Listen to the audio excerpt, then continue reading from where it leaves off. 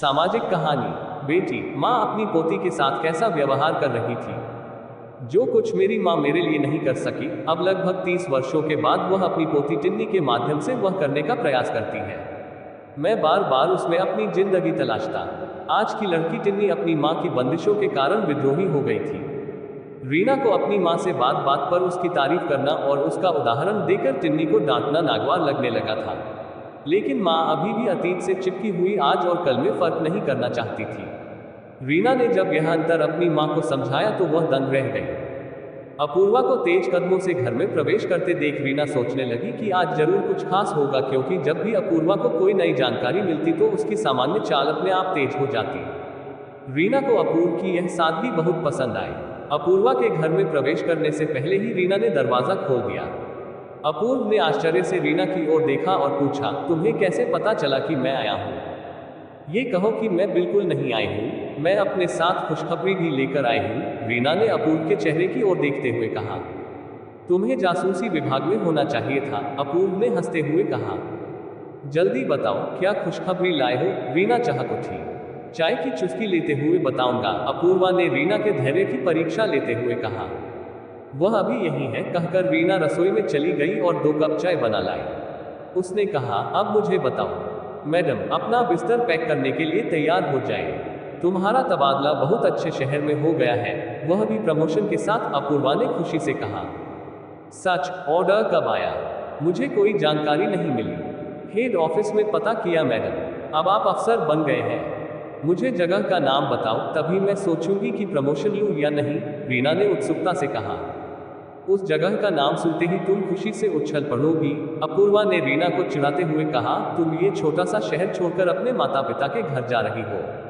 शहर का नाम सुनते ही रीना अवाक रह गई। रीना को चुप देखकर अपूर्वा बोली, क्या बात है रीना? कानपुर का नाम सुनते ही आप गंभीर हो गए। मायके का नाम सुनते ही महिलाएं 7 समंदर पार जाने को तैयार हो जाती हैं। तुम एक हो। अपूर्वा की बात काटते हुए रीना ने कहा, ऐसा नहीं है। जब माँ की याद आई तो मैं उन्हीं के बारे में सोचने लगा। रीना को यकीन था कि अपूर्व की सादगी उसके झूठ को नहीं पकड़ पाएगी। रीना ने बात को आगे बढ़ाते हुए कहा, पहले खत तो आने दो, इस बारे में तभी सोचेंगे। चलो अभी कहीं चलते हैं। बिस्तर पर लेटते ही रीना के मन में अपने माता पिता का घर घूमने लगा। माता पिता हर प्रकार से संपन्न थे। मम्मी पापा, भाई भाभी और उनके बच्चे सब वहां थे। रीना जब भी अपने मायके जाती तो सभी उसका बड़ी गर्मजोशी से स्वागत करते। खासकर माँ का चेहरा खुशी और उत्साह से दमकने लगेगा। माँ की गर्दन गर्व से सीधी हो जाती थी। रीना ही नहीं बल्कि घर के सभी सदस्यों ने इसे महसूस किया। नन्हा बिट्टू तो यहाँ तक कह देता, बुआ तुम्हारे आने से दादी का खून बढ़ जाता है। अब तो हर बात में तुम्हारी तारीफ होगी, तुम बहुत मस्त हो। मौसी के आते ही टिन्नी माँ के कमरे में जाना बंद कर देती। माँ की डांट से निराश होकर वह काकी की ओर कातर दृष्टि से देखती। अम्मा 10 साल की टिन्नी को सांसारिक जीवन के महान पाठ समझाने की कोशिश करती थी। चंचल और मासूम टिन्नी दुनियादारी से बेखबर अपने में ही मस्त रहती थी। टिन्नी को पढ़ाई पर ध्यान न देते देख अम्मा उसे डांटती थी, खबरदार, बड़ी होकर मुसीबत खड़ी करेगी। इसके लक्षण अभी मुझे अच्छे नहीं लग रहे हैं। अरे वो तो मेरी बेटी थी, शर्म की बात है कि कभी कभी पढ़ाई में भी मन नहीं लगता। जब देखो तब पढ़ती रहती थी, इसीलिए आज वह ऊंचे पद पर काम कर रही है। टिन्नी चुपचाप किताब ले लेती और पढ़ने का नाटक करती, लेकिन उसका दिमाग कहीं दूर अपनी सहेलियों के साथ कल्पना की ऊंची उड़ान भरने में लगा रहता। माँ की यह बात निश्चय ही सत्य थी। रीना को बचपन से ही पढ़ने, लिखने, सिलाई, बुनाई और घरेलू कार्यों में रुचि थी। जो भी उनसे एक बार मिलता उनके गुणों से जरूर प्रभावित होता। माँ ने इसका श्रेय रीना को देने के बजाय इसे उनकी सलाह का नतीजा माना। पोते पोतियों को उछलते कूदते, हंसते खेलते देख माँ का दिल खिल उठता और वह बेटी कुरान खोलकर उनके सामने बैठ जाती। परिवार में सभी लोग माँ के व्यवहार के आदी हो गए थे। बातचीत में रीना को अपनी तारीफ करते हुए सुनना अजीब लगा। कभी कभी वह अपनी माँ को दबे स्वर में समझाने की कोशिश करती, माँ तुम टिन्नी को बेवजह क्यों डांटती हो? वह अभी छोटी है, समय बदल रहा है, तुम्हें धीरे धीरे समझ आ जाएगा। रीना की बात को अनसुना करते हुए उसकी माँ ने कहा, आज ऐसा जमाना आ गया है कि लड़कियां ठीक से कपड़े भी नहीं पहनती। जब तुम छोटे थे तो मैं तुम्हारे साथ बहुत अच्छा व्यवहार करता था। एक तो उसकी माँ है, उसकी ताकत से लड़की हर हाल में आगे बढ़ सकती है। अपने साधारण पिता को दिन रात मेहनत करते देखकर और उनकी सादगी से प्रभावित होकर ही रीना ने अपनी माँ से यह कहने के बारे में सोचा कि उसे सादा जीवन पसंद है। पिछले साल गर्मी की छुट्टियों में रीना अपनी माँ से मिलने कानपुर आई थी। उन्हीं दिनों बड़े भाई भी अपने परिवार सहित वहां आए हुए थे। माँ ने अक्सर बच्चों के शोर और शरारतों से बोर हो जाती है। फिर वह अपना सारा गुस्सा टिन्नी पर उतारती। टिन्नी, यहाँ आओ। मैंने तुम्हें कितनी बार समझाया है कि बेकार की बातों में अपना समय बर्बाद मत करो। जब देखो भाइयों के बीच घुसपैठ करती रहती है। तुम लड़की हो, कुछ सिलाई सीख लो। टीवी के सामने मेज पर मेजपोश को देखते हुए, मेरी बेटी ने इसे तब बनाया था जब वह चौथी कक्षा में थी। सभी ने उनकी और मेरी बहुत तारीफ की। टिन्नी ने एक झिझक भरी नजर टीवी टेबल पर डाली और बिना सवाल का जवाब दिए वहां से चली गई। फिर कई दिनों तक उसने अपनी माँ के कमरे में झांक कर भी नहीं देखा। सामने मेजपोश देखकर रीना की आंखों में अपना बचपन साकार हो उठा। कितनी मेहनत से उसने अपनी माँ से कपड़े मंगवाए थे। रमा दीदी मुंबई से पड़ोस की राधा मौसी के घर आई थी। उन्हें कढ़ाई करते देख रीना को भी मेजपोश बनाने का शौक हो गया। एक सप्ताह बाद जब उसे कपड़े मिले तो वह कितनी खुश थी। यह उसकी बहन की दयालुता के कारण था जिसने उसे कढ़ाई के धागे दिए थे। दीदी के मार्गदर्शन और उनकी कड़ी मेहनत और समर्पण के कारण मेजपोश वास्तव में सुंदर था। रीना को लगता था कि उसकी माँ उसे लेकर हमेशा उत्साहित रहती थी। जब उनके भाइयों का जिक्र आया तो उनका उत्साह थोड़ा कम हो गया। ऐसा नहीं था कि भाई लायक नहीं थे। हाँ, बेटी की काबिलियत के आगे उनकी स्थिति फीकी होती, जिसके लिए माँ पिता को दोषी ठहराती। पिता ही है जो अपने बेटों को सही रास्ता दिखाता है, लेकिन उसे अपनी ओर ध्यान देने का समय ही नहीं मिलता। बच्चे, मुझे देखो, मैंने अपनी बेटी की जिम्मेदारी कितनी अच्छी तरह निभाई है, तभी तो वह इतनी लायक बन पाई है। माँ ने जीवन में बहुत कष्ट दिए। पिता की क्लर्क की छोटी सी नौकरी से घर का खर्च चलता था। माँ पढ़ी लिखी नहीं थी, फिर भी वह हमेशा पिता के साथ कंधे से कंधा मिलाकर चलने की कोशिश करती थी।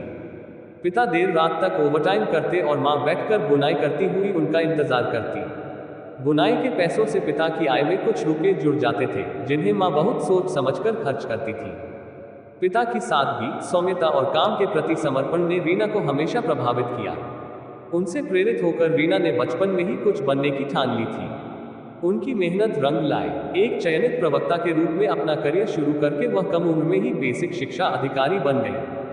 पिता को अतीत से ज्यादा लगाव नहीं था, जबकि माँ अपने गुणों को उजागर करने के लिए बार बार अतीत की उस सीढ़ी पर खड़ी होती थी जिससे गुजरकर उनकी बेटी ने सफलता हासिल की थी। आधी रात तक अपने मायके के ख्यालों में डूबी रीना वर्तमान में लौट आए। उसने अपूर्वा की ओर देखा। वे शांति से सो रहे थे। अपूर्वा के चेहरे पर झलकती मासूमियत देखकर रीना का दिल भीग गया। अपूर्वा मेरे माता पिता के घर जाकर इतना खुश है। उसने एक पल के लिए भी नहीं सोचा कि वह अकेले कैसे रहेगा। अपनी भावनाओं पर काबू पाकर वह अपूर्व के करीब बैठ गई। सोने की कोशिश करने लगा। एक हफ्ते के अंदर ही रीना को प्रमोशन लेटर मिल गया। प्रमोशन की खुशी के साथ साथ उन्हें अपूर्वा से दूर जाने का दुख भी था। अपने पिता के आदर्शों से प्रभावित रीना अपने मायके में स्थायी रूप से रहने को तैयार नहीं थी। ये सोचकर कि नए शहर में घर की व्यवस्था करने में समय लगता है, रीना सरकारी आवास मिलने तक अपने माता पिता के घर में रहने के लिए तैयार हो गई। अपूर्व ने अपनी माँ और भाई को रीना के प्रमोशन और ट्रांसफर के बारे में पहले ही बता दिया था। ये जानकर सभी खुश हुए। माँ की खुशी का ठिकाना नहीं रहा। माँ अपनी बेटी की हर सफलता को अपनी सफलता मानती थी। रीना ने जल्द ही कानपुर आकर कार्यभार संभाल लिया। शाम को घर लौटने पर माँ उत्सुकता से रीना से उसके काम के बारे में पूछती और अगले दिन वह अपनी जीवन भाषा में परिवार के सभी सदस्यों को बताती। कभी रीना अपनी माँ की इस आदत से परेशान हो जाती तो कभी रीना को अपने झुर्रीदार चेहरे पर आज भी अपने अस्तित्व को कायम रखने के उनके अथक प्रयासों पर दया आती। रीना अक्सर अपनी माँ को समझाने की कोशिश करती थी कि अब समय बदल गया है और समझदारी इसी में है कि हमें भी समय के अनुसार खुद को बदल लेना चाहिए। रीना को कानपुर आए हुए 2 हफ्ते हो गए थे। कुछ ही समय में उसे एहसास हुआ कि टिन्नी और बिट्टू ने उससे दूरी बनानी शुरू कर दी है। वे मौसी को माँ के साथ देखने से बचते थे। टिन्नी ने घर से बाहर जाने के लिए दरवाजा खोला। टन की आवाज सुनकर अम्मा के कान खड़े हो गए। कमरे के अंदर से उसने जोर से पुकारा, टिन्नी, ओ टिन्नी, आओ अम्मा। टिन्नी ने बाहर से दरवाजा बंद करते हुए कहा, तुम इस समय कहाँ जा रहे थे? जब देखो बेवजह इधर उधर घूमती रहती है। 1000 बार कहा गया है कि जब मौसी घर पर रहती है तो उनसे कुछ सीखना चाहिए, लेकिन तभी जब उन्हें कुछ समझ में आए। मैं अभी स्कूल से आई हूँ। आप मुझे थोड़ी देर खेलने भी नहीं देते। जब देखो मुझे पढ़ने के लिए कहते रहते हो। टिन्नी ने तुरंत उत्तर दिया, खेल ने ही तुम्हें बर्बाद कर दिया है। मेरी बेटी स्कूल से आने के बाद सबसे पहले अपना होमवर्क पूरा करती थी, इसलिए। रीना ने उसे बोलने से रोकने के लिए अम्मा को टोकते हुए कहा, छोड़ो अम्मा, बच्चों के लिए खेलना भी जरूरी है। क्या राख जरूरी है? क्या तुम कभी ऐसे खेलने गए हो? मैंने कभी तुम्हें खेल में समय बर्बाद नहीं करने दिया और तुम्हें हुनर सिखाया। यह उनकी माँ है। बस करो माँ, अब आप बच्चों को छोटा क्यों समझते हैं? ये तो उनके हंसने खेलने की उम्र है। इतना कहकर बहस को वहीं खत्म कर मैं टिन्नी को अपने साथ लेकर दरवाजे से बाहर चला गया। अम्मा की हार और अपनी जीत पर टिन्नी की आंखें चमक उठी। उसने मौसी का हाथ पकड़कर धीरे से पूछा, बुआ तुमने बचपन में कुछ गलत तो नहीं किया? टिन्नी की बात सुनकर रीना हंसने लगी। बालमन को शांत करते हुए बोली, वह बहुत शरारतें करती थी। अपने पिता से पूछो, बचपन में वह मुझे कितना मारते और डांटते थे। कुछ दिनों बाद टिन्नी की अर्धवार्षिक परीक्षाएं शुरू होने वाली थी।